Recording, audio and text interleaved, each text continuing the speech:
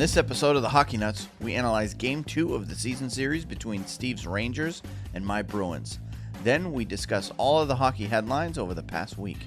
We also discuss our weekly power ranking of NHL teams. We'll have all this, plus some college hockey talk, the KHL Minute, and our picks of the week coming up next.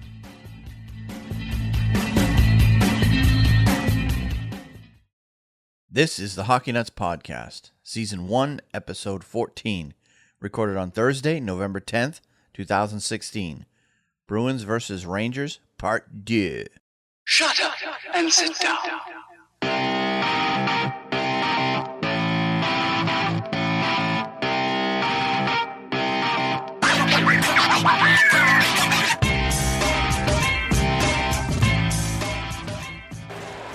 Off glass and out, final 15 seconds. And even though the other three lines can generate some offensive zone time and get some good looks, the fourth line is what it is, a fourth line. But if you're not going to get enough production from the Krejci unit and that third unit, whoever makes it up, you're going to have a hard time putting teams away, even when you get a lead. The Rangers go with backup Antti Raanta, and he gets the job done, stopping 35 of 37 Bruins shots. 5-2 Rangers for the second time in a couple of weeks. Jimmy Hayes, can he use the reach around Vasilevsky in the 10th frame? He scores! Jimmy Hayes, who hasn't had a goal since last February, wins the game for the Bruins in the 10th round of the shootout, and it's a 3-for-3 trip, 6 points through the division. He'll drop it back. Wennberg coming with speed. Wennberg across the line. Wennberg on for Gagne. Gagne now will chop it behind the net. Atkinson moves it along for Foligno. Atkinson lets it go to Wennberg. Wennberg. Foligno in front. Atkinson scores! Or my apologies. It's a power play goal nonetheless. And the Jackets take the lead 1-0. 3.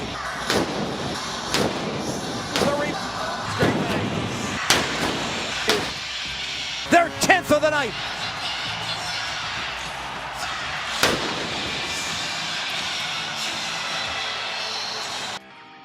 Hello and welcome to the next episode of the Hockey Nuts Podcast. This is episode 14, I believe. My name's Wayne. I'm here with Steve. How's it going today, Steve? Wait, I know how's it going. You're having a great week, aren't you? I'm having a good week. It's been a long week, but I am very happy to be. It's great to be with you again, Wayne. This is going to be a great podcast, as they all have been, but I'm really particularly looking forward to talking with you this week. Yeah, it should be a lot of fun this week. A lot of fun, yes, sir. Well, it has been a long week because we're now into 8 days since we've last recorded, so we've got a week and a day to talk about. And there's been a lot of stuff going on, not just in the hockey world, but here in the U.S. we just had our election.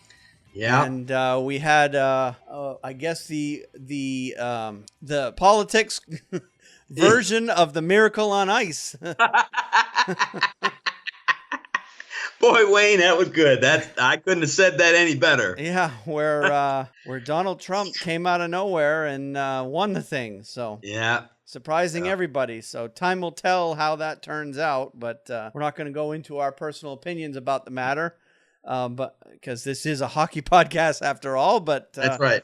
Should be interesting times ahead here in the U.S. Yes. And I do wonder if Donald Trump is a hockey fan, though. That's one thing I wonder. I believe he has been seen at Rangers games before, hasn't he? Has he? Okay. That's a good one. I did not know that, but yeah. That's very good to hear if he is a Rangers fan. He may be more of a casual fan, but I'm not sure how much of a sports fan he really is. He's always so busy with his businesses that who knows what. I know he's a baseball fan. I do know that. Yeah. I believe he's a Yankee fan, but I'm not 100% certain on that. Mm-hmm. But I'm pretty sure he's a pretty big baseball fan. But as for other sports, I'm not sure exactly where he goes. We'll find out. We'll find out. That's true. He can't get away from 4 years. Somebody's going to find out about it. They will find out every personal detail that he's got soon enough. So That's correct. well, good. Well, before we get going, I'm going to remind everybody again that you can interact with the show. First and foremost, we are live streaming on YouTube every week. And this week, I've actually been trying to keep everybody updated because we normally record on Wednesday nights at 6 p.m. Eastern. But Steve and I have both had some things come up that has delayed our recording until it is now Thursday night, and it's actually 8 p.m. Eastern. But I have been tweeting out. So if you want to find out exactly when we're live streaming each week, you definitely want to follow me on Twitter. My Twitter handle is at WayneHalley9. That's WayneHallee 9. Steve is at SBall504man. But I do tweet out each week our schedule for streaming on YouTube because it can change hour to hour, minute to minute, day to day, so to speak. So. But I have been tweeting for the last 24 hours anyway, updates as to when we were recording. So if you are wanting to watch us record this podcast live, you certainly can right on YouTube. And the link to the YouTube channel is right in the show notes for this podcast. And then, of course, we mentioned our Twitter handles. We're also got a Facebook page at facebook.com/thehockeynuts. And if you just want to get in contact with the show, ask a question or two, we'll certainly address it in future episodes. The email address is feedback@thehockeynuts.com. And our voicemail box is at 919-960-1718.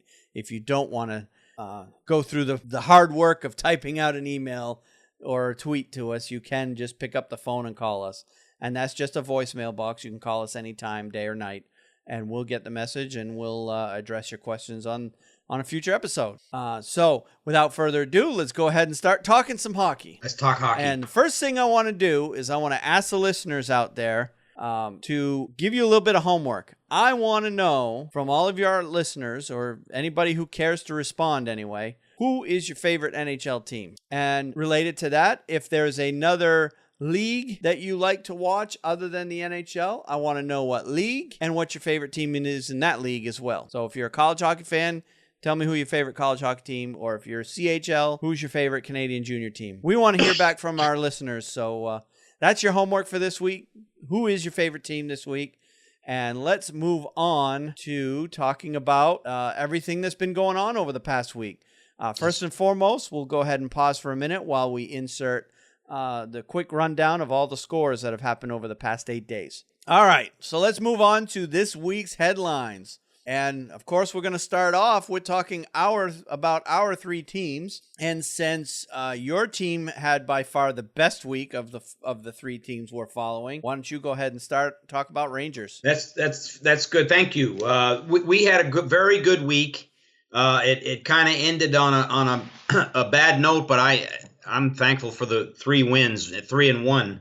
That we went this week. We had 4 tough games. The first was a 5-3 win versus Edmonton. The game was held on November the 3rd and really was a very exciting game if you got a chance to watch it. Edmonton stayed with us, and of course they are a speed team. They match up well against us. If you want to watch off to the races in the NHL, you watch the Rangers against Edmonton, you might watch the 2 fastest teams in the NHL. Both teams are very, very fast. In fact, I didn't watch the entire game because this week I was out of town for a good part of the week, so I missed a lot of the games live.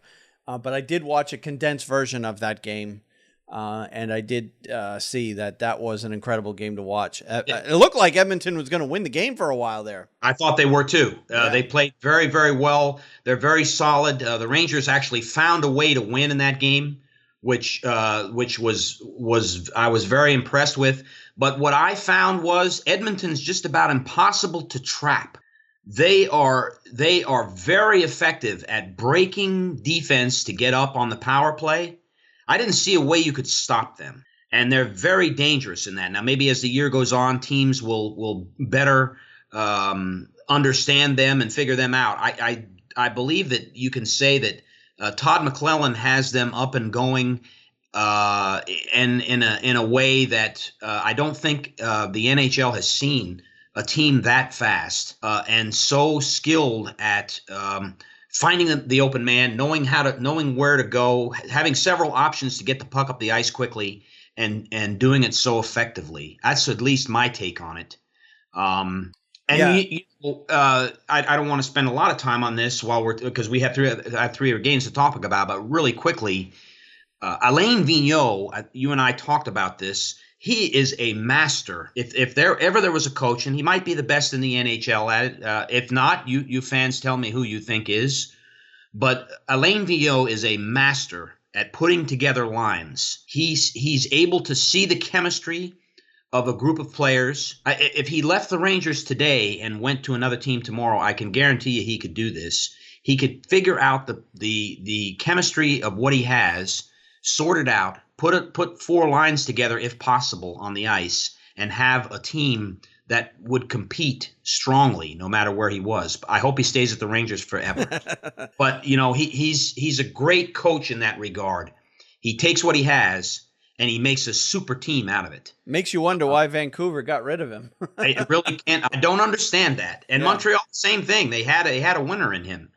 But the Rangers, I know they love him. I know the upper management at this point is really happy with him. Yeah. Well, hey, he's put together a really strong team. I mean, the Rangers off to one of their best seasons, or best starts anyway, that they've had in a long, long time. That's correct. So next game was against, of course, your Boston Bruins.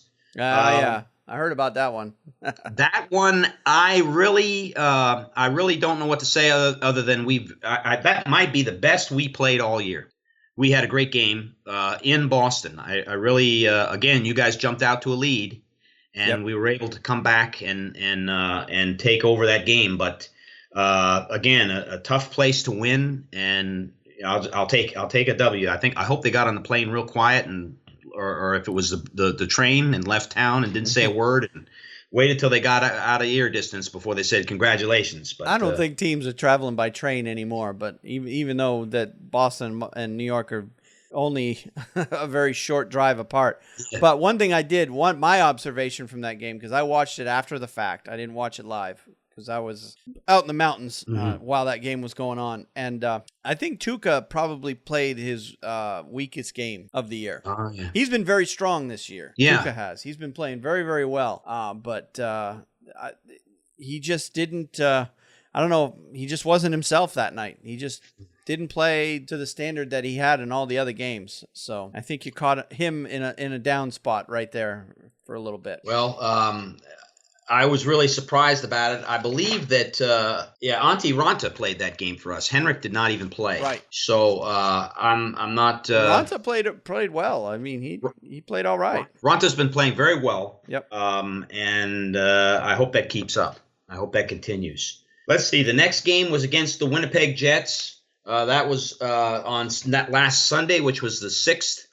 We were able to win that game 5-3. That was another game where Winnipeg seemed to match us goal for goal, and then in the end there we were able to take a victory. Yep. Winnipeg has since shored up their defense with Jacob Trouba coming back. Yep. I guess we'll get to that later on in the show, but they did not have Jacob Trouba in that game. Nope. And then the last game was against Vancouver, and that was, I believe, election night.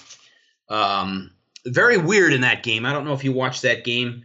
Final was 5-3 as well. Antti Raanta was hit in the crease.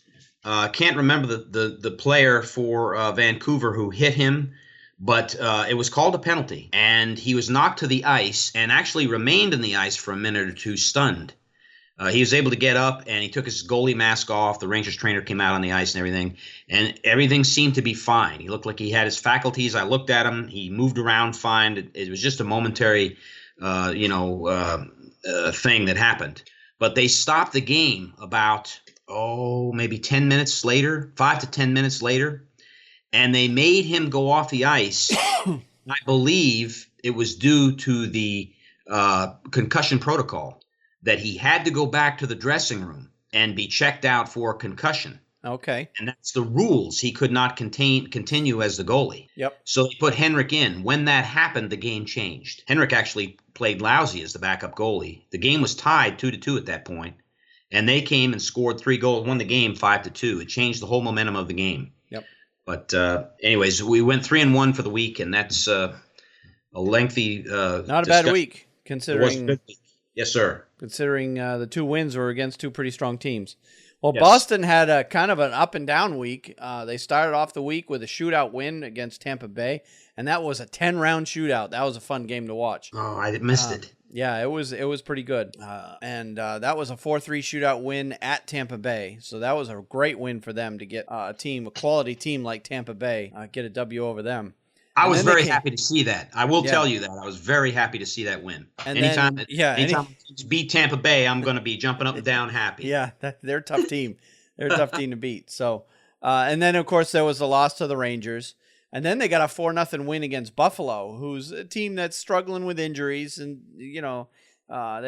it's a team it really is a team that Boston should be beating, quite frankly. And they did end up getting the win, a 4-0 shutout win. Tuukka came back from his loss with the Rangers and put up a stellar performance against the Sabres. And then they ended the week with a 3-2 loss at Montreal.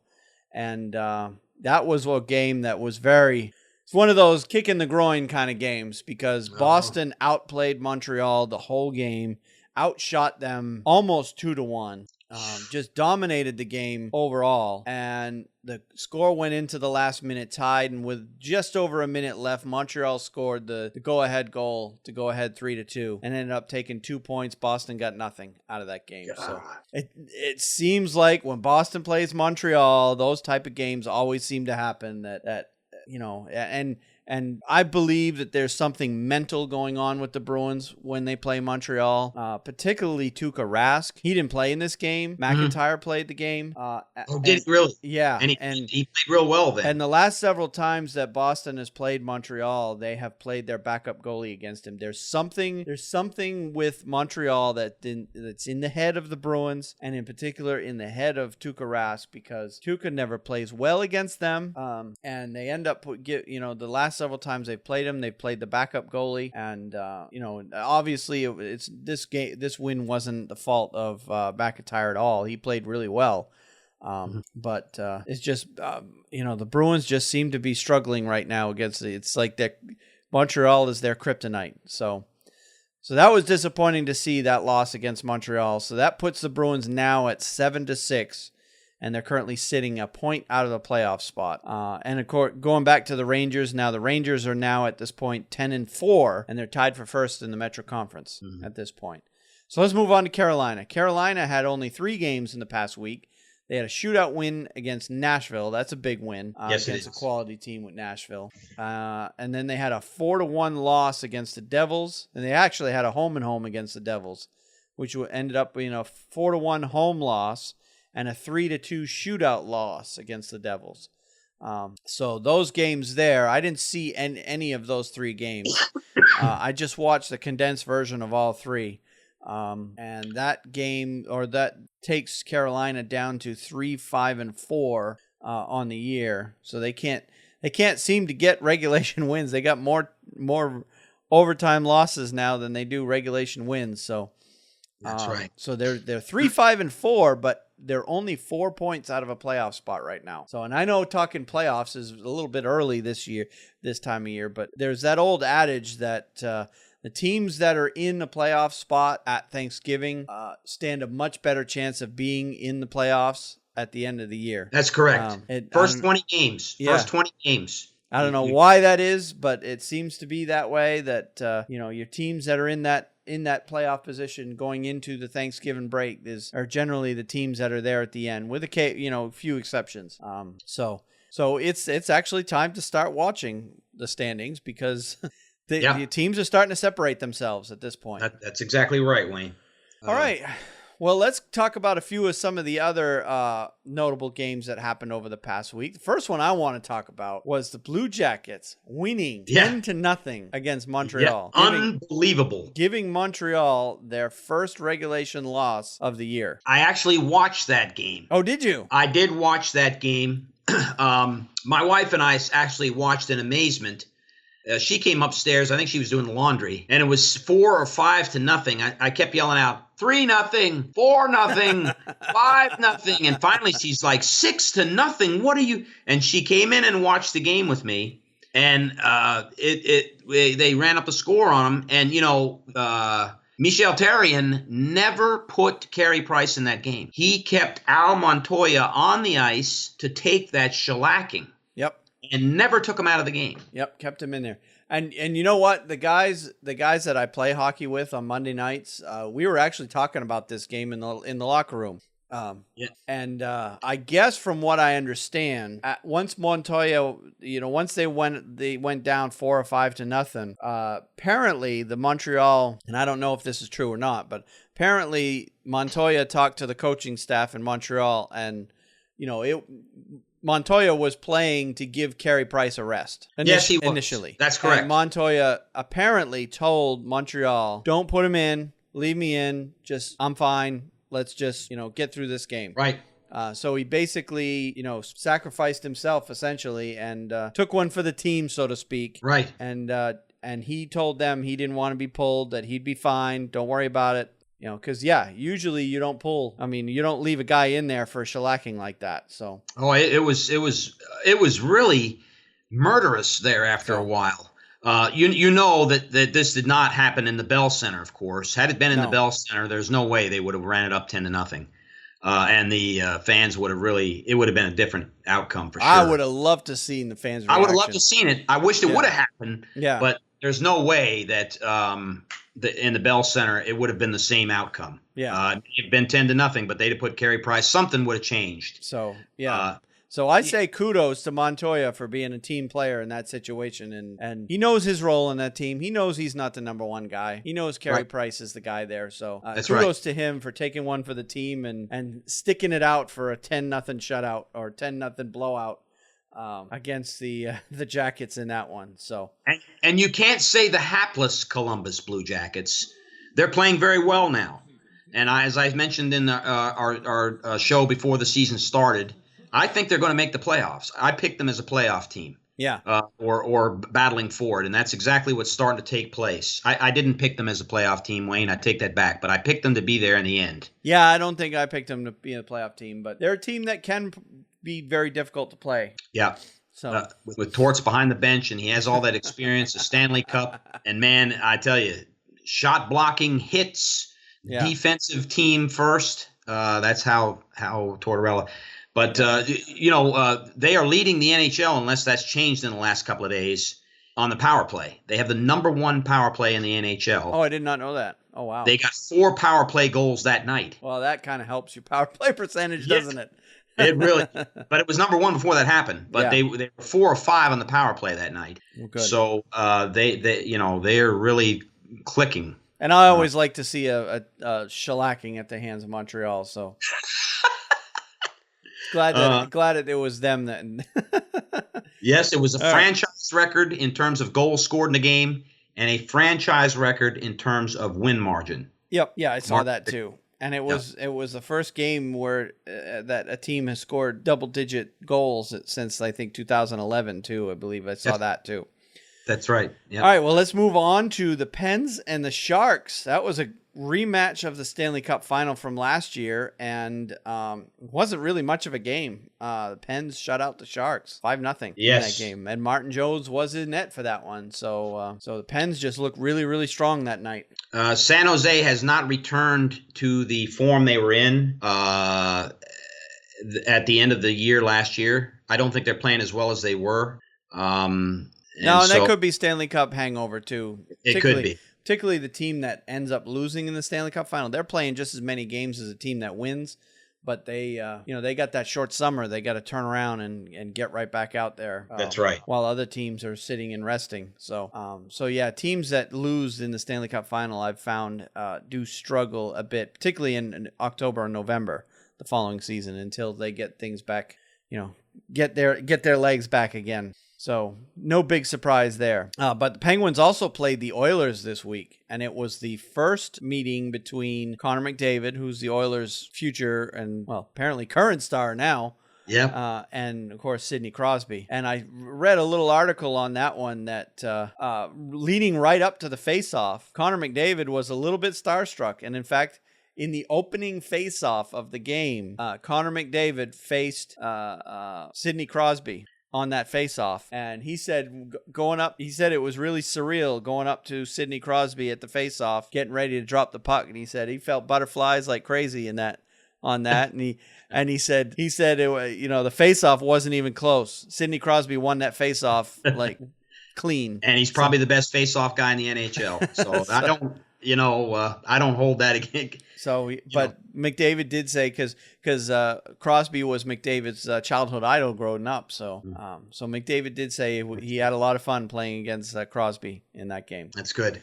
And couple of the other games, the Sharks beat the Caps. That was a 3-0 game. That was a game against two teams that won the Stanley Cup finalists last year, and the Caps are predicted to be one of the contenders this year. So that was a decent game. And then the Hawks beat the Blues in overtime, 2-1. Saw highlights of that game. I didn't see the whole game, but those are two teams in the Central Division that are really, really strong. Yes. And that was a really good game to see the Blackhawks play the Blues. And of course, it went to overtime, and it was a really good game. I would have to say that, and I don't know the standings, haven't seen them right now, but the Blackhawks are playing as well as anyone in the Western Conference. They're red hot right now, yeah. They've won 7 in a row, maybe, and they're just playing as the perennial powerhouse that they are. And it doesn't surprise me.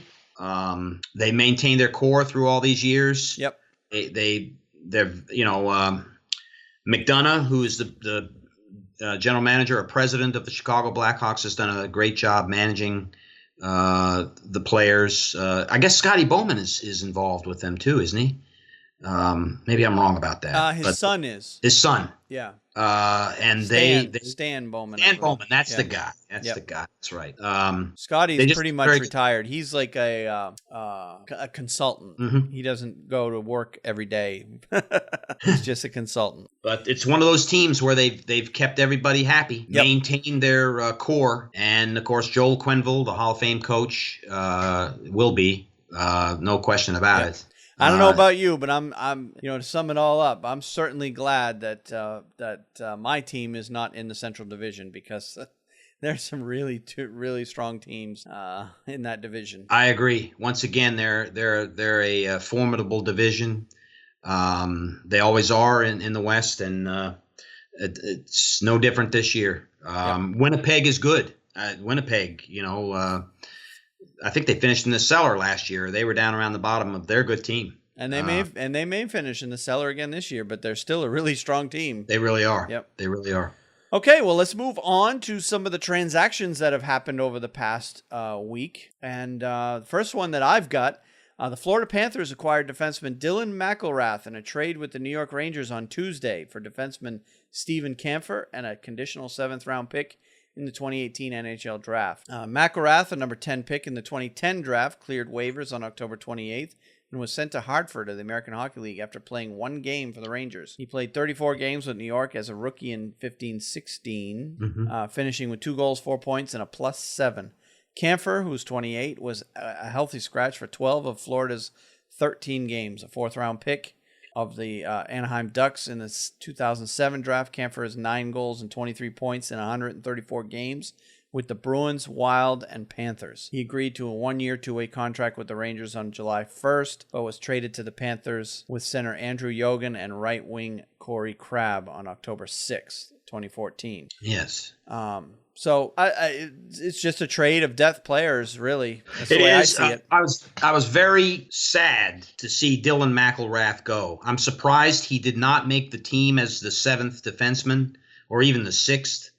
But he's not. Jeff Gorton did not acquire. Jeff Gorton, of course, is the general manager now of the New York Rangers. He didn't do the work or acquire Dylan McElrath. Yep. He brought in some defensemen of his own, and I think that. But Dylan McElrath is a fighter. Yeah. He represents the protector of Henrik Lundqvist when he's on the ice. Yep. People do not get in the crease and mess around. He's a big guy, a very big guy, and he's very strong. The Rangers don't have that presence now. They've given up, at least to my knowledge.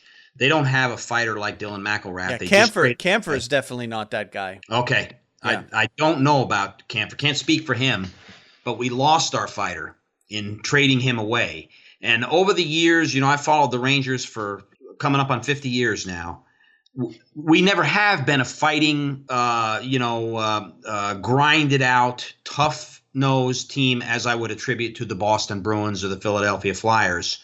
We've always been more of a finesse team. Yep. And this trade definitely speaks to that, because Kampfer is a smallish guy. He's only 5'11", and it looks like it's the Rangers moving a big, lumbering, slow guy for a smaller, speedier, probably more offensive-minded. Couldn't have said it any better, Wayne. They're both defensemen, so we've had those fighters over the years. Brandon Prust, Colton Orr. I can go back. They've had a bunch of them. Yep. And they trade them away, or stuff happens and we get rid of them. And this is a guy that I really felt could have helped in that role, which we definitely need a player in that role. Maybe one or two. But he's gone now, and Florida once again got another great defenseman from us, Keith Yandel, and now Dylan McElrath. Yep. So okay. Well, the other big transaction of the week happened. We alluded to it a little bit earlier. Jacob Trouba has finally signed a contract. He's the lone remaining restricted free agent from this year's draft class. So he finally signed with the Winnipeg Jets. He agreed to a 2-year contract with the Jets on Monday. He'll make $2.5 million this season and $3.5 million in 17-18. I mean. General Manager Kevin Cheveldayoff said Trouba will fill a void in the lineup for the Jets, who are 5-7-1 and without injured defenseman Tyler Myers and Mark Stewart. And then a couple of days later, Trouba rescinded his trade request. Actually, he rescinded it on Tuesday, the day after he signed the contract. Originally, he had asked for a trade through his agent because he felt he could be higher up on the depth chart with basically any other defenseman or any other team than the Jets, simply because of the fact Trouba is a right-hand shot defenseman. They also have 2 other right-hand shot defensemen, and that put Trouba third, or in the third pairing, and he felt that he was better than that. So I think the team got a bit of a deal on this, $2.5 to $3.5 million. If Trouba is as good as he thinks he is, he should be worth a little bit more than that. But this deal, I think, is more of a bridge deal. Yes, I agree with you. I think it's a bridge deal. Whether or not he stays in Winnipeg, he may not. He may look to try and go to another team. But it gives him a reason to come back and play, and I'm sure he doesn't want to sit out with his teammates. No. I think he is probably happy that it happened. I think it buys Winnipeg time for sure. Buys them 2 years. They'll probably try to move somebody, whether they move Byfuglien or somebody, or Trouba himself. Winnipeg knows that situation is there, and if they would have moved Trouba now, any other team that they were dealing with would have the advantage, because they know that this is a case where they'd have to move him. Well, now they've got a couple of years. They can sit back and they'll probably end up getting more for Trouba in the end. Yes. Or they may, because I think what may be happening with Byfuglien is apparently, from what I'm understanding coming out of Winnipeg, they're not terribly happy with Byfuglien there. Apparently he gained weight over the summer and he's not playing well to start off the year. They may end up looking to move him. Well, it wouldn't be the first time. Chicago let him go after he won a cup with them. Yep. But he was a forward with Chicago. That's right. He was not a defenseman. That's correct. So that would be an interesting trade, and I'm sure there's a lot of takers on that, but people need defensemen. Right. So I don't think they would take Dustin Byfuglien off that team and put him back in a role as a forward. No. But I could be wrong. I would think he'd remain a defenseman if he was traded. Yeah, if he was traded, he would definitely stay as a defenseman, because he's a much more valuable player as a defenseman. All right, well, let's move on to injuries, and there actually have been quite a few this week. Yes. There weren't originally, but there's been a couple, 3 that came across today, but we'll get to those. First and foremost, Chicago Blackhawks rookie center Tyler Mott could miss up to 3 weeks with a lower body injury. Blackhawks coach Joel Quenneville said this Tuesday. Mott, who has 3 goals and 3 assists so far this season, was injured when he went into the boards during the second period of the Blackhawks' 4-3 overtime victory against the Dallas Stars. He was Chicago's 4th-round pick in the 2013 NHL draft. So that's one of their depth players as well. He's not one of the core there, so I'm sure they'll be able to survive without his services for a little while. Yes, I agree. Yep. And I had them down. I had Tyler Mott down, the injury to Tyler Mott as well. With lower body injury, it wasn't discussed any more than that. Yep. But for a bigger injury, Carolina Hurricanes defenseman Justin Falk is week to week with an upper body injury, Coach Bill Peters said Tuesday. Falk had an MRI on Monday. He did not travel for the rematch against the Devils at Prudential Center on Tuesday. Falk was injured during a 4-1 loss to the Devils at PNC Arena on Sunday. He has 3 goals and 6 points in 11 games. That is a huge loss. That is. Carolina Hurricanes. He is their number 1 defenseman right now. And could be a case could be made he's their best player. He's not going to get credit as being the best offensive player, of course, but on the defensive side of things, he is the number 1 player, and you could make a case he's the best player Carolina has. Well, he's represented Carolina in the All-Star game the last 2-3 years, so yeah, that should tell you something. Yeah. All right, Columbus Blue Jackets defenseman Seth Jones will miss 3 weeks because of a hairline fracture of his right foot sustained during 2-1 overtime loss to the Blues at Scott Trade Center on Saturday. Jones was placed on injured reserve on Monday. He has 3 goals, 6 points, and a +1 rating while averaging a Blue Jackets high 24-14 of ice time in 10 games so far this season. The injury occurred during the first period of the game when Jones was tied up with Blues forward Patrick Berglund. That's a big loss for Columbus Blue Jackets. I personally believe Seth Jones is a future star in the league. He's going to be an elite defenseman. He's only, 21, 22 years old. Yeah. This guy's a future star, and this injury is going to hurt Columbus for a little while. And another major defenseman that escaped the Nashville Predators. Yep. Why they traded him, I'm not. I guess they wanted Johansson. Yeah, and that was a good trade for Nashville because they were loaded back on D and they were struggling to score goals. So right. They made that move to get Johansson, and it definitely paid off for him last year.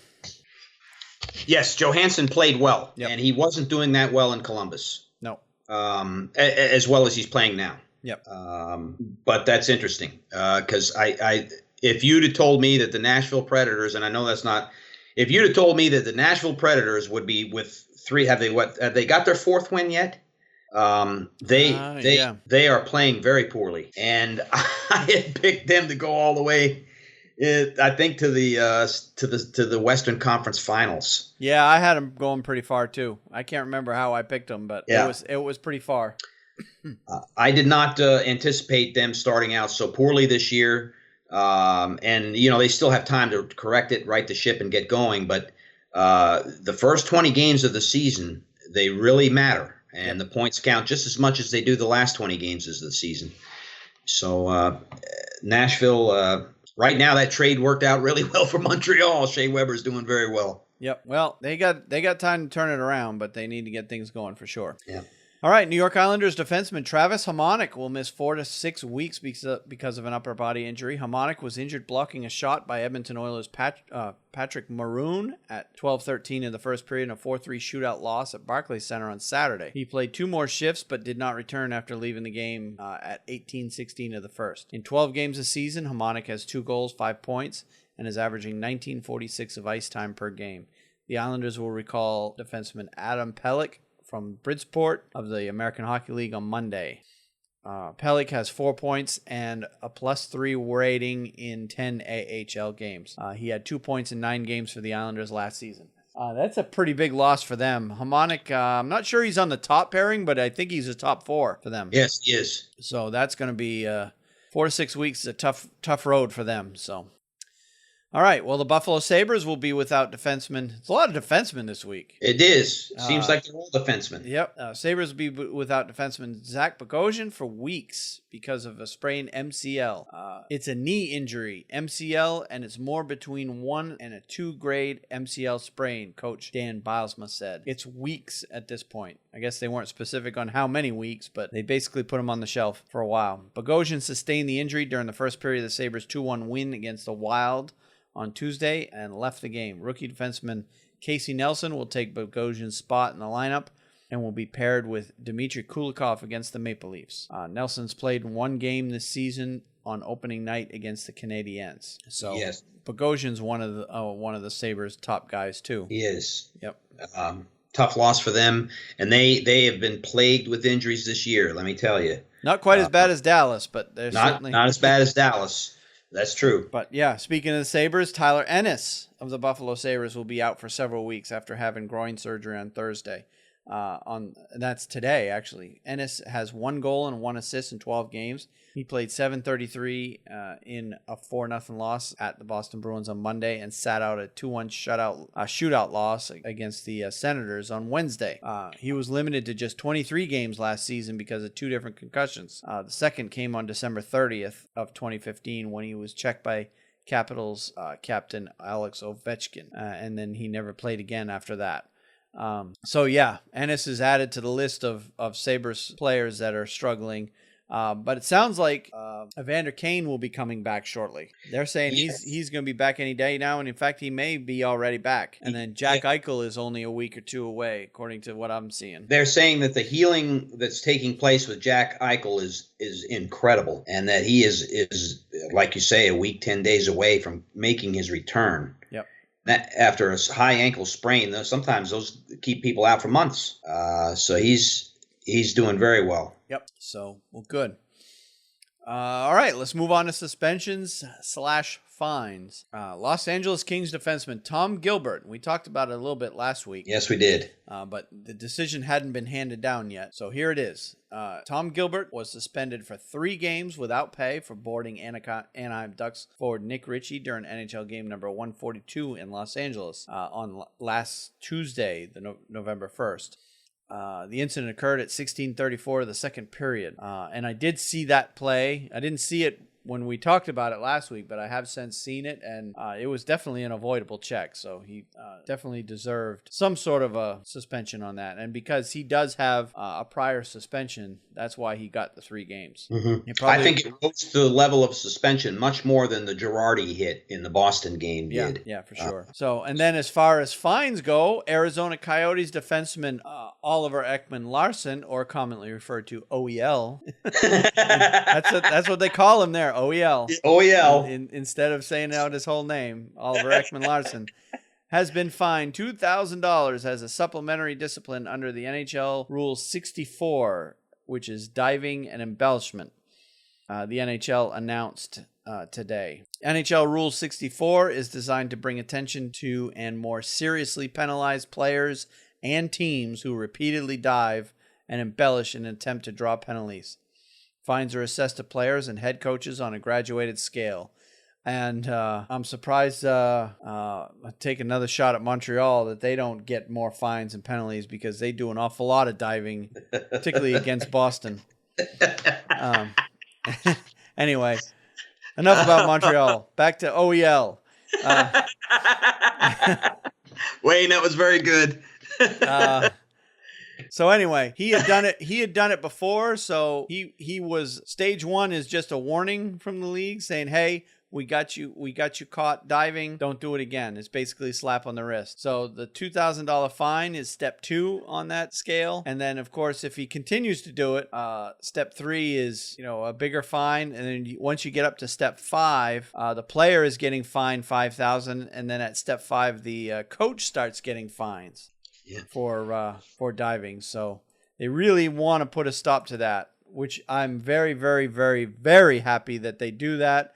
Nothing bothers me more than seeing players dive. It makes soccer completely unwatchable. That's what I was going to say. I don't want soccer creeping into the NHL. It's a terrible game to watch. It happens in every game. You got somebody who dives. somebody who acts like he's hurt when he's not. Oh yeah. They brought stretchers out, and then the player gets up and plays. I agree with you.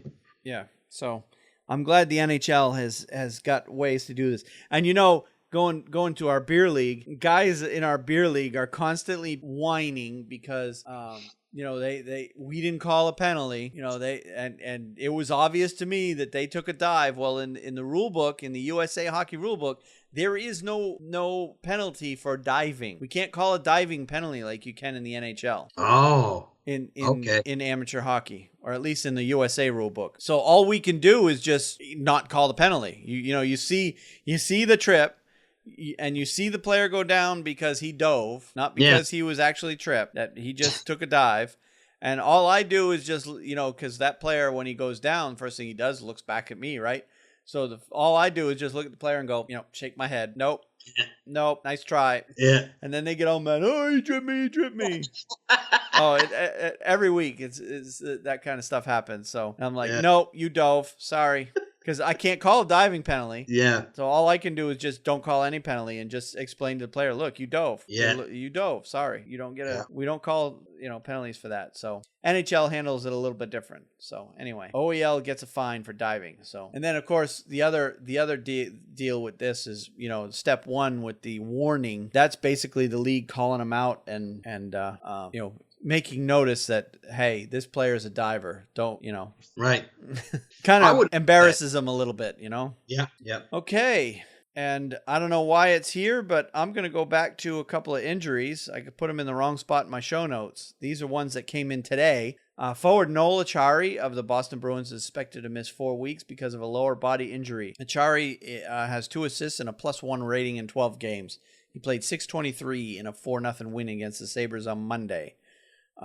This is a fourth-line player for the Bruins, so I'm sure they'll be fine. They'll just call up another forward to take his place. And then the last injury, forward Jannik Hansen of the Vancouver Canucks will be out 4 to 6 weeks because of a fractured rib.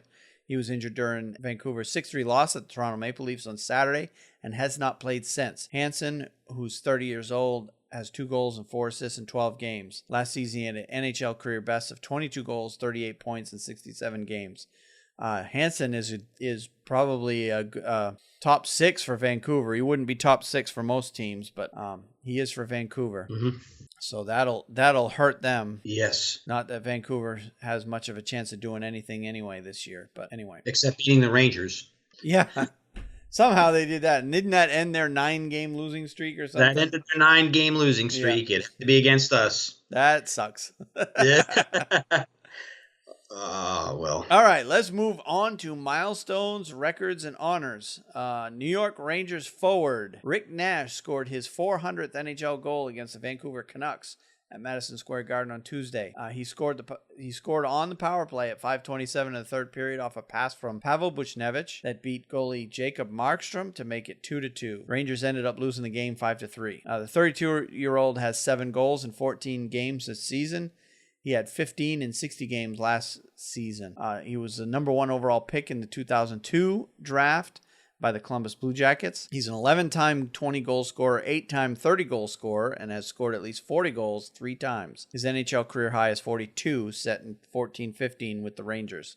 Nash, who tied for the NHL lead in goals with Ilya Kovalchuk and Jerome McGinley in 03-04, has 400 goals and 343 assists in 936 games with the Jackets and Rangers in 14 seasons. He's the 92nd player to score 400 NHL goals and is ranked 6th among active players, trailing Jágr, who has 750, Iginla, who has 613, Ovechkin, who has 532, Marian Hossa with 505, Patrick Marleau, 484, and then right behind him is Shane Doan with 397. So, good moment for Rick Nash. He's having a great year, too. It was, and I watched that game, of course, and I'll say this, Rick Nash is on, and when he's on, that's another reason why we're doing so well. Rick Nash is having a great year, and the puck is going into the back of the net for him. Yep. More so than any other. Rick Nash has a great will. He's a big man, and he's very strong. He's powerful, and he's really the only type player like that for the Rangers. But when he's on and his will is strong, there's very few players in the NHL who can handle him. He can score, and single-handedly he can put you in the playoffs or deep in the playoffs if he's playing well in the playoffs. Yeah. What was his problem last year? Because he had a down year last year. Yeah, he played poorly. He struggled with concussion problems the whole year. Oh, okay. But that doesn't, the fans in New York are ruthless sometimes. Oh, they are. Yeah. And if they're paying somebody a lot of money, they're going to be on him. I mean, 15 goals for a guy making the money he was making is not going to make fans happy. That's right. It's a tough place to play. And that's another thing, if for a United States team, might be the toughest place to play. Well, I don't know. Boston's up there, too. Boston's up there. Yeah. Those two teams, easily the toughest places to play. In the U.S., in the U.S. And it makes it difficult, in dealing with the media and dealing with the way the fans may perceive you as playing. But I don't think you're hearing a peep this year. He's having a great year. And as I said, I always tell my wife, if Rick Nash has a big year, not only are we going to make the playoffs, but watch out. Yep. We could win the Stanley Cup if he's having a big year. If he continues to play that way in the playoffs, yeah, absolutely. They got a shot. Yeah. All right. Well, the other player that had some big records this week, playing in his 14th NHL game, 18-year-old rookie Patrik Laine scored his second career hat trick and had a career-high 4 points when the Winnipeg Jets scored a season-high 8 goals en route to a victory against the Dallas Stars. Patrik Laine has 11 goals and 15 points to lead the league in goals, 2 more than the next closest players, Mark Scheifele and David Pastrnak. He's the first player to score at least 11 goals in his first 14 NHL games since 92-93, when 3 players, including Teemu Selanne, achieved the feat. Laine became the 4th player in the NHL's modern era since 43-44 to earn multiple hat tricks within his first 14 career games. The others were Bernie Federko back in 76-77, Bernie Nichols in 81-82, and Bob Goudreau in 92-93. Laine also became the 4th player in NHL history to score multiple hat tricks before celebrating his 19th birthday, joining Toronto's Jack Hamilton, Winnipeg's Dale Hawerchuk, and Vancouver's Trevor Linden. So, having a great year. He is, and he's getting up into Hall of Famer territory there with the names you mentioned. Yep. There's been a lot of speculation that even leading up to the year that Laine is a better player than Matthews. So I picked him to win the Calder Trophy, but there's a lot of guys that could do that. This is a talent-rich season for rookies, and you never know. Jimmy Vesey's off to a great start too, but he's going to have to really jump it up to catch Patrik Laine. Yep. Okay. Yeah. All right. Let's move on to other interesting stories that have come across our attention. First and foremost, we haven't talked about Las Vegas for a little bit. They pop up in the news again, though, didn't they? Yep. Las Vegas will announce its name and logo during an event at Toshiba Plaza in Las Vegas on November 22nd. Among those expected to attend are NHL Commissioner Gary Bettman and Las Vegas owner Bill Foley. Las Vegas was granted a franchise back on June 23rd to become the 31st NHL team and will begin play next season. The expansion draft will be held from June 18 to 20 of 2017, and the selections will be announced on the 21st. Foley had said October 8th that the name would be the Desert Knights, Silver Knights, or Golden Knights, and that the colors would include gray, gold, and the red rock hue from the Nevada landscape. So we're finally going to have a name. I get the feeling, Wayne, that you and I are going to love those unis. Yeah, I like those colors. I think their logo is going to be stunningly good, and I get the feeling that Las Vegas is going to do something special with that logo, and they're going to be at least fun to watch their uniforms. So I guess they dropped the Sand Gnats name. Boy, am I ever glad about that. The Sand Gnats and the Sand Knights too, or the Desert Sands, whatever. I hope it's the Desert Knights, but I could see it being the Golden Knights too. Yep. I don't see the Silver Knights making it, but. I guess we'll find out. Here in 2 weeks. Yep. All right. Michal Vottos, a right wing who played 7 NHL seasons with the Colorado Avalanche, Nashville Predators, and Ottawa Senators died Saturday at the age of 34. Selected by the Avalanche in the 7th round of the 2001 NHL Draft, Vottos had 100 goals and 172 points in 344 games, 316 of those with the Avalanche. He last played in the NHL in 2010-2011 with the Senators. Avalanche Executive Vice President General Manager Joe Sakic played with Vottos in Colorado from 2003 to 2009. Vottos had a NHL career highs of 32 goals and 50 points in 61 games as a rookie in 05-06 before sustaining a season-ending shoulder injury. He had 26 goals in 62 games in 07-08 until a knee injury kept him out of the final 16 games. After leaving the NHL, Vottos played 6 games with HV Slovan Bratislava in the Continental Hockey League in 2012-13, and 26 games in 13-14 with his hometown team, HC Kosice in Slovakia. So I didn't hear the details of this. I read 2 or 3 articles, and they did not disclose how he passed away. Awful young, though. Yes. So I'm sure it's 34. of a suspicious nature. I guess is the only way to put it. Right, but you'd think if it was something like I don't want to sit here and speculate. Maybe I shouldn't say anything. If it was an automobile accident or something, they would have no trouble disclosing that. Yeah. I just don't know there. Don't know what to say. Yeah. Well, thoughts and prayers to his family for sure. That's right. To say the least. All right. Well, let's move on to the HockeyNuts.com power rankings for this week. We again ranked the teams 1 through 30. And if you want to see the full list, check out the show notes, and it's right there. But we'll go ahead and highlight the top 10 for this week. And at number 10, I've got the San Jose Sharks. Number 9, I've got the Detroit Red Wings. Number 8, I've got the St. Louis Blues, up from 14th. Tampa Bay is moved up from 11th to take the number 7 spot. Edmonton is dropped from the 2nd spot down to 6. Washington moved back 1 spot from 4 to 5. Chicago is now at number 4, and they were number 6 last week. Pittsburgh has moved up from the number 5 spot. They are now number 3.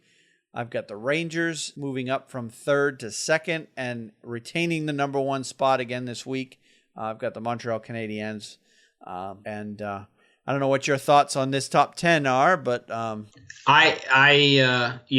think the team that I agree with the most is St. Louis. They're playing very well, and I think they're a top 10 team. A lot of times you see these power rankings, and I would do the same thing. They pick these teams, and then they drop out, and then they come back, and they drop out. But I think that St. Louis is one of the 10 best teams in the NHL, and I just think that that somewhere along the line each week they should be close to that ranking. I agree with that pick the best. Yep. Of course they're playing well. And initially, I thought that St. Louis was going to take a step back this year, losing David Backes for essentially nothing. He left as a free agent. But when they made that trade to get Yakupov, that kind of raised my eyebrows a little bit. And now Yakupov is performing there better than he did in Edmonton, wouldn't you say? Well, yeah, definitely. And I thought when I saw that they traded for him, I'm like, you know what? I think a change of scenery is what Yakupov needed. And if there was ever a time that he was going to start performing to his potential, this would be the time. Yes. And so far, he has performed to it. We'd have to say that trade was the best thing that could have happened for him. Yep. So that quickly helped St. Louis forget the David Backes leaving. So it's good to see that St. Louis is one of those teams that I always root for in the playoffs, because they're one of the few teams in the league that has never, despite being as long as they have been in the league, has never won a Stanley Cup. Right. And the first few years there, when the 6 expansion teams came into the league back in '67, the Western Conference was really weak, and St. Louis went to the Stanley Cup just about every year those first few years because they were the best, the class of the Western Conference. They were the best team, the expansion team, for the first few years there. So they have a storied past, and of course Brett Hull he was just amazing. Yep.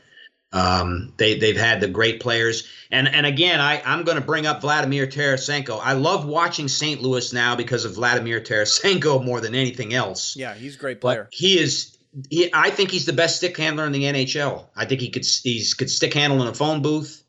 He's just a tremendous guy to watch play. Now that Pavel Datsuk's gone, yeah, and I agree. Pavel Datsuk was number one until he left, and here another Russian has taken the top on the mantle there. Although Patrick Kane can hold his own in a phone booth too. I agree with you. Marian Gaborik is a great stick handler. Yep. Those are the guys. I love watching that. Have you seen the Patrick Kane challenge video where they put probably 30 pucks in the center circle of a rink, and you see Patrick Kane stick handling in and around those pucks? No, you gotta look up that video. It's freaking phenomenal to see him. It basically it looks like just a bunch of pucks in the circle in the middle of the ice. Yeah. Probably 50 pucks.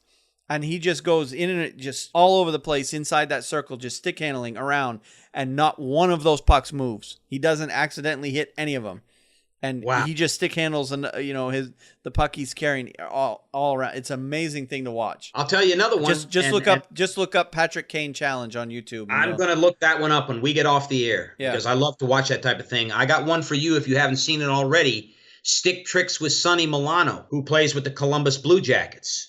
Oh, I'll have to see that one. Stick tricks. Just look up Sonny Milano's stick tricks. And there's another guy with unbelievable hands, a gifted player. And if Columbus is not careful, somebody's going to trade and get him. And he's going to be a superstar in the NHL because he's a great player. And he is all Mr. USA. He'll play for Team USA if it was his last dying day. He's a big time supporter of Team USA. So look at that video next time you get a chance. All right, I will. All right, well, let's take a look at our upcoming schedules for our three teams that we're following. First of all, the Boston Bruins are playing Columbus Blue Jackets actually tonight as we speak. And in fact, just to tease that one a little bit, the Bruins are winning big right now. I've got that game. I've got my big monitor set up. I don't know if you see you get a taste of it when you watch the YouTube video. But in front of me, I've got three monitors, my three computer monitors, right? And above those, I've got my television screen. So right now, as we're recording this, up on the television, I got the Hurricanes game going because they're on local TV. And Wayne, I want to take this one step deeper. And then to my right, I've got the Bruins game on, and then I'm doing the podcast with the other two monitors. You have a great setup, man. And here I am at work busting my butt, and all of a sudden I get these emails during the World Cup. Oh, I'm sure enjoying the game with pictures of Team Russia against Team Canada, and I'm there sweating it out at work trying to get through the day.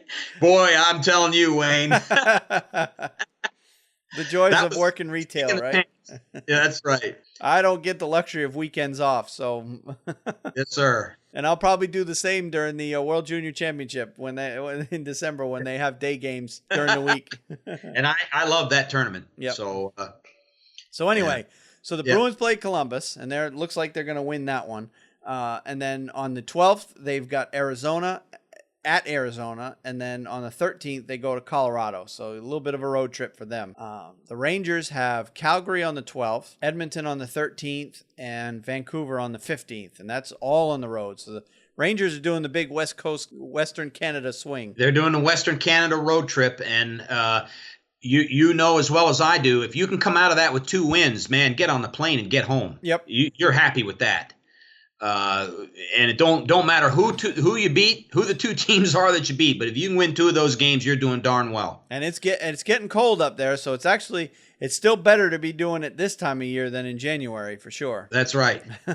That's right. The Bruins haven't made that trip yet, so knowing their luck, they'll do it in January.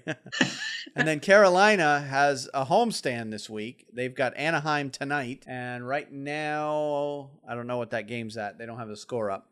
But they've got Anaheim tonight. They've got Washington on the 12th, and they've got San Jose on the 15th. So 3 strong teams coming into Carolina to play them. And I think my son and I are going to go to the San Jose game. So if we end up doing that, we'll give you an update on probably next week's podcast. Yeah, I would very much love to hear how they're doing. And in fact, that game right now is 3-2 Anaheim in the third. So wow. So we'll see how that one. And then as far as other games coming up this week that are of a national highlights in terms of my view anyway, teams against good teams or good rivalry type games. You've got Washington, Chicago Friday night. That's tomorrow. You've got Detroit, Montreal on Saturday. That's probably your Hockey Night in Canada game for you folks in Canada. San Jose, Tampa Bay on Saturday. That's going to be a good game. Two strong teams. Toronto, Pittsburgh on Saturday. That's Austin Matthews playing Sidney Crosby for the first time. That's why I've highlighted that one. Montreal at Chicago on Sunday. That's just two really, really good teams. Two red-hot teams. That game's pretty much probably a must-see for me anyway. And then, of course, you got Rangers Edmonton again on Sunday. That's at Edmonton this time. Florida at Montreal. That's two strong teams in the East. Detroit at home against Tampa Bay. That's a good rivalry on division games. You got Edmonton, Anaheim, two strong teams out west. And then those last three games are on Tuesday. And then the last game that I've got circled on the calendar is Pittsburgh, Washington. That's Sidney Crosby against Alex Ovechkin. That's got to be the Wednesday night rivalry game. Episode 600. And yeah. Those two teams have been playing a lot against each other in the last several years. So that's becoming a really good rivalry. Yeah, that one's in the phone booth too. Yeah. At the Verizon Center. So that's all I've got for NHL talk. I guess we can go ahead and move on to our NCAA minute. And there wasn't a really lot of huge stories coming out of the NCAA this week. A couple of things that caught my eye. Penn State is off to a 7-1-1 start. Really, really strong start. One of the best starts in the nation in terms of Division I college hockey. But when I looked a little bit deeper into it, because I was wondering why they weren't going to end up in the top of the rankings. Well, the best win that they have is against number 9 Notre Dame, and all the other games that they've played are against rather weak opponents. So Penn State is off to a good start. It's a young program. They've only been Division I for a couple of years. They were a club team for many, many years before that. But they're off to a good start anyway in the Big Ten. Very interesting. Which is where Notre Dame's going too. This is their last year in Hockey East. Yep. They're going to end up They're going to end up in Big Ten, and I'm not heartbroken over that. Notre Dame's a really strong program. Jeff Jackson has been a coach of a powerhouse hockey program for years and years and years. Back when Lake Superior State was going to the national tournament or national championship many, many years ago, back in the 90s, he was their head coach back then. So let's see. He's a really, really good coach. So, yeah, I'm not too totally heartbroken that Notre Dame's leaving Hockey East. But last weekend, there was a huge rivalry that took place, or it was an former rivalry anyway. North Dakota played Minnesota for 2 at Minnesota. Back when those two teams were in the WCHA a few years back, they before they formed the Big Ten and Minnesota moved on to the Big Ten, those two teams played each other every year. That was must-see TV for college hockey. Those two teams do not like each other. And it's always a good game when Minnesota and North Dakota play each other. And they didn't disappoint this week. First game was a 5-5 tie. And yes, they still have ties in college hockey. Which I miss, but I won't get into it. Yeah. And then second game was a 2-0 win for Minnesota. So big wins for Minnesota there to earn three points out of a possible 4 over North Dakota on the weekend. And then I also included in the show notes a link to interconference records. What that is in college hockey, there's a big emphasis on how conferences do against other conferences. It becomes a factor at the end of the year when they pick the NCAA at-large teams. If you're in a conference that has a really good record against other conferences, that helps your chances of earning an at-large bids. So they watch that a lot in college hockey. Mm-hmm. And one of the biggest things I've noticed so far is the Big Ten is off to a really, really strong start. They're 27-15-7 against other conferences as a group. And then Hockey East is also doing really well. They're 36-24-13 against other conferences. And then NCHC is actually the best against other conferences is at 27-14-7 so far this year. And the conference that's struggling the most is the WCHA, which is basically the same conference it had been minus the Big Ten teams that left and formed their own conference. They're only 9-24-2 against other conferences. So that doesn't help their situation any. That's very interesting. Yeah. So, yeah, there's a big emphasis on interconference records in college hockey. Mm-hmm. All right. So my local team, or not my local team, but my favorite team, Maine, did have a struggle against the Boston College Eagles, the number 5 Boston College Eagles last weekend. They got beat in both games, 6-1 and 3-2. Although they played really well in the second game, in the 3-2 game, they did end up losing anyway. So they have dropped now to 3-5-2 on the year, and completely out of the national picture at this point until they start winning again. And the other thing I wanted to note about college hockey, there are 2 college hockey podcasts that I listen to. Both are very good. So if you want to listen to a podcast strictly on college hockey, there's 2 that I find are really, really good. One is put out by uscollegehockeyonline.com, and that's the USCHO Live podcast. And then the other one is put out by College Hockey Incorporated, and that is called College Hockey Today. And if you just do a search in iTunes for either one of those, USCHO Live and College Hockey Today, you'll easily find those 2 podcasts. They both put out weekly shows, and they only put out shows during the season. The shows go dormant in the summer. But both shows have gotten off the ground so far this year, and a lot of good information on college hockey if you want to listen to those. Very good. So the last thing, we'll finish with the top 10 for college hockey this week. Number 10, we've got Harvard, who's the only remaining team, I believe, that is got no regulation losses. They're 3-0-1. The Ivy League schools do get their seasons off to a start later than everybody else, so that explains why they've only played 4 games so far. Number 9, Notre Dame, 4-3-1. Number 8, Minnesota.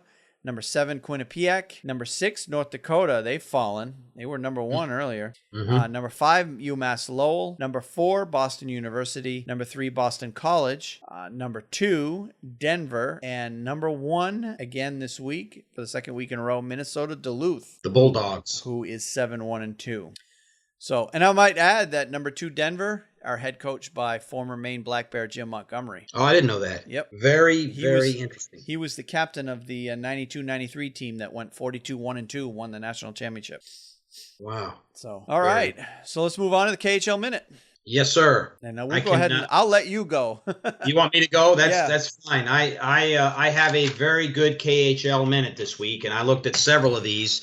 You know, the week just started. The KHL just started back on the 7th, I believe it was, from their break. Yep.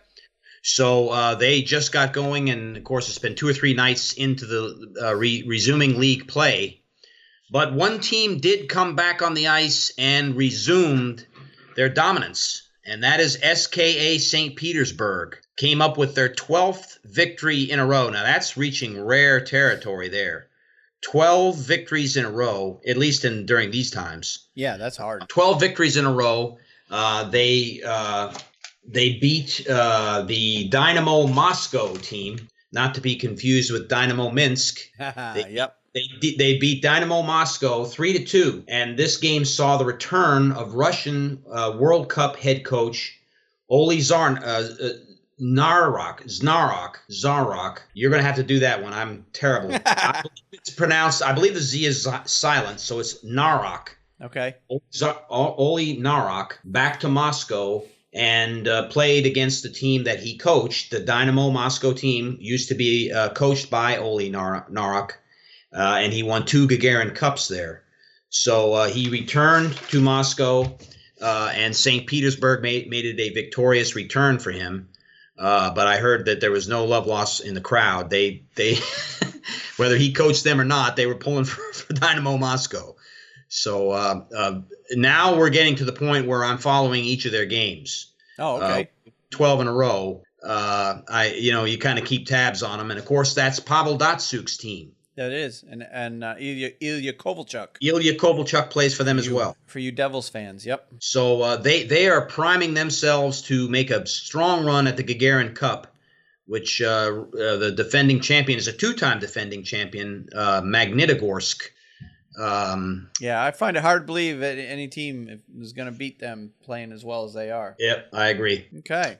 That was my KHL minute for the week. Well, mine is not so much a KHL, but you alluded to it, the international break. Because there wasn't much going on in the KHL, I took a little bit about at how that Team Russia did in the international tournament that went on during the international break. Team Russia made great start to the international season by winning the Karjala Cup in Helsinki, Finland.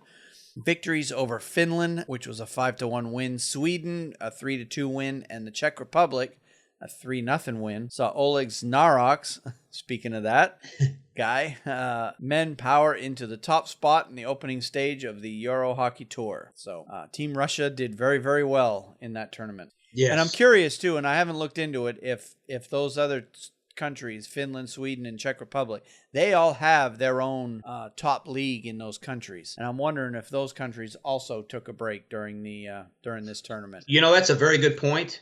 The Swedish Hockey League, I've heard, is quite good, actually. They have a very competitive league. It's probably the best outside the KHL in terms of international or European leagues.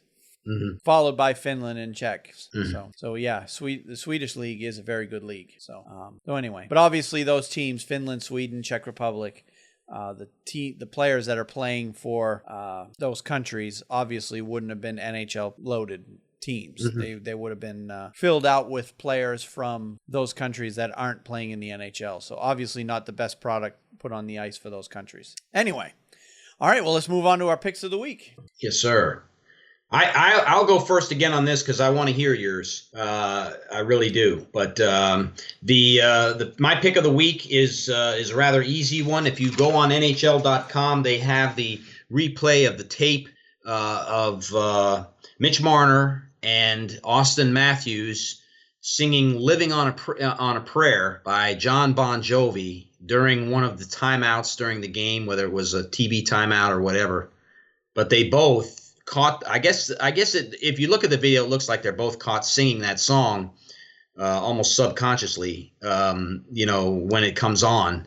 But it's quite interesting that song was a hit and performed before either one of those guys was ever born. Yep. Back in October 31st of 1986. I was in college at the time, and now they are singing it on the bench. I did see that video, and it was funny. It was pretty good. Yeah.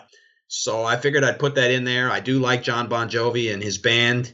Saw them at Central Park. The show that they put on there was really something. So, good. Yep. Yeah, it was pretty funny. Okay, well, my pick of the week is actually more of an amateur hockey story. And if you are living in the U.S., and you have a child that between the ages of 4 and 9, USA Hockey is having a Try Hockey for Free Day this Saturday. That's Saturday the 12th.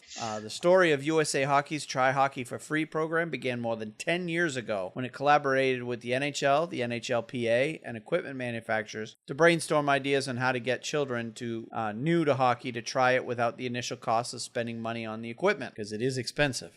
The mission statement was simple: provide kids with an experience that will inspire and motivate them to play the game, and for parents to get involved growing it at the grassroots level. 7 years ago, USA Hockey held its first Try Hockey for Free Day at the University of Denver, where more than 100 kids participated in two 1-hour sessions. From there, the program evolved into sessions in 10 facilities across Connecticut before expanding into the rest of New England. Pat Kelleher, USA Hockey's Assistant Executive Director of Membership Development, knew he was onto something. We looked at that and said we put a lot of time, effort, and resources into one location. How do we make this bigger? Kelleher said, entering its 7th season, Try Hockey for Free Day is bigger and better, and a record total of nearly 500 locations will host events this Saturday as part of Come Play Hockey Month. The initiative has introduced the sport to more than 116,000 children between the ages of 4 and 9 for the past 6 seasons from every state except Hawaii. Curious why Hawaii doesn't have rinks. And it continues to grow thanks to momentum generated from support of the league and its 30 teams. The growth of hockey in the United States is also significant. The team that won gold at the 1980 Lake Placid Olympics had players from 4 different states: Massachusetts, Minnesota, Michigan, and Wisconsin. Today, 3 times as many are producing players at the highest level, and players who have competed in the IIHF World Junior Championship have come from the last 10 God, I'm having trouble tonight. Have come from at least 10 states. The term's non-traditional hockey market has become obsolete. The game is thriving in the Sun Belt, which received a bigger boost when Scottsdale, Arizona native Austin Matthews excelled playing for the U.S. in numerous tournaments in the Swiss National League A before the Toronto Maple Leafs selected him with the number 1 pick in this year's draft. Matthews was the first U.S.-born player to be chosen number 1 overall since Patrick Kane by the Chicago Blackhawks in 2007. Now, there are going to be 2 Try Hockey for Free days this year. The first is this Saturday, as I mentioned before, the 12th. And the second is during Hockey Week in America on February 25th. Go to tryhockeyforfree.com, and that's everything spelled out. Tryhockeyforfree.com for rink locations and details. If you are interested, and my kids both played hockey at the youth hockey level, and I coached, so I had a blast. In fact, I often told people that were getting involved in the game that I so much prefer watching my kids play from the players bench side of the ice than the spectator side of the ice, because some of these parents completely embarrass themselves the way they act. Oh, wow. So, and USA Hockey's trying to do a lot to change that. But I always enjoyed coaching the kids and getting out there, a little extra ice time for myself, practice each week. And youth hockey's a lot of fun. If you've got kids of that age group, you can bring them to your local rink. With 500 locations around the country, chances are there's a rink within a short drive of where you live right now that is participating in this event. And in fact, there's 2 or 3 rinks in Raleigh in this area that are doing it. The Hillsborough rink just down the street from my house is also doing it. I believe there's a rink in Greensboro participating as well. So here in Carolina, they're doing it. Like they said, all 50 states are participating in one form or another.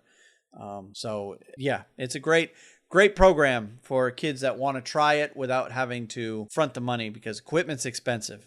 Mm-hmm. Even used equipment is expensive. So great Very program. Good. Yes, sir. All right.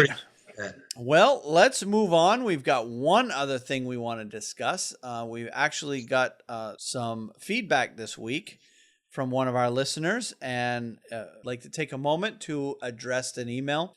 He wrote, his name is Connor. He wrote, just began listening to the podcast this past week. I love it and plan on listening weekly. I'm a huge fan of the St. Louis Blues, and we've actually talked about them quite a bit tonight. Yeah. Although I enjoy every aspect of the sport in general, there is one St. Louis Blues podcast, which I found, which I also listen to. However, outside that, there isn't a ton of news following the team. I hope you guys can incorporate a bit of St. Louis/Central Division talk in your show. One thing I hope to gain by listening to this podcast is a deeper strategic understanding of the game. By that, I mean different teams' approaches to power plays, penalty kills, 5-on-5, quick and finesse, physical style, etc. I love learning about different characteristics of teams in general, past and present, and how different coaches lead their teams onto the ice.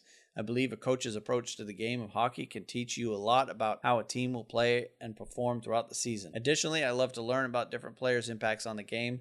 This could be their leadership, their physicality, locker room morale, etc. I find learning more about the players, more than just their stats, brings a deeper appreciation of opposing teams. Appreciated the take on Anderson this past show, and that was last week he was referring to, along with the bit on Talbot. Hope the best for you guys. Connor, St. Louis, Missouri. So thanks, Connor, for writing in. And yes, thank you very much. And we agree wholeheartedly about watching the game more than just the stats. I personally, obviously, with my playing experience, coaching experience, reffing, you name it, I've got a lot of experience of being inside the glass, and I can definitely see the game in a different way than many different fans out there who've never played the game. So, and I try to bring that to every show bring my personal experience of the game to give a different take on it for sure. Yes, I read that email as well, and was very pleased to hear from you, Connor. And I look for the same thing in podcasts. I try to think about what he's saying there, and it's very true. And when I'm listening to a podcast, I like to hear about the teams, how they play, their strategy, etc. Makes the shows that you listen to interesting, and to gain insight in that way. But we did try to incorporate a little bit of St. Louis in the show tonight, as well as the Central Division. And, I look forward to doing that more in the future as we get deeper into the season. Yeah, and we're almost hitting the quarter mark on the season. So yes, we one are. thing I thought about what we probably will do is maybe not next week, maybe the week after, we'll pick a show here in the next several weeks, and we'll go down team by team on how, like the quarter mark. Just do a team by team, just a couple of minutes on each team to recap where they've been, where they're going, what their outlook is, and go from there. So...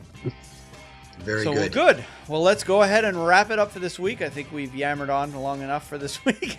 Yes, sir. So let's go ahead and wrap it up. Again, reminding you that if you want to send us an email like Connor did, you can email us at feedback@thehockeynuts.com, or you could just call us, leave us a voicemail, 919-960-1718. Either way, we'll take your feedback. We'll address it, and we'll talk about it in a future episode of the show. You can also tweet me. I'm at WayneHalley9. Steve is at SBall504man. And you can visit our Facebook page, facebook.com/thehockeynuts. And we also have a website. It's at www.thehockeynuts.com. There's not a lot going on there right now.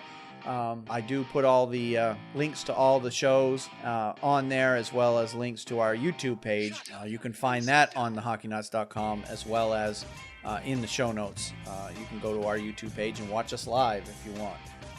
So with that, we'll go ahead and wrap it up. Do you have anything else to say, Steve? I think we're set for the week. It's going to be a very exciting week in hockey, and I look forward to getting back with you next Wednesday and talking to you about it. Well, good. All right. Well, we'll go ahead and wrap it up here, and until next week, we'll talk to you later.